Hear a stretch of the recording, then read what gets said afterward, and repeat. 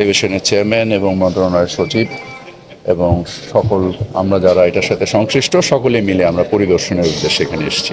তো আমরা আশা করি আমাদের যে কাঙ্ক্ষিত সময় আছে অক্টোবর মাঝামাঝির দিকে ইনশাল্লাহ আমরা শুরু করব, এখানে আন্তর্জাতিক বিমান অপারেশন শুরু করব। সেটা তো সকল প্রকল্পেই বিগত সরকার যা করেছে সেখানে দুর্বৃত্তায়ন থেকে শুরু করে হয়েছে। এখন আমাদের এই প্রকল্প যেটা প্রায় 70-80% কাজ শেষ হয়ে গিয়েছে, আমাদের তো শেষ করতে হবে। আমাদের এখন কাজটাকে শেষ করাটাই হচ্ছে মূল লক্ষ্য।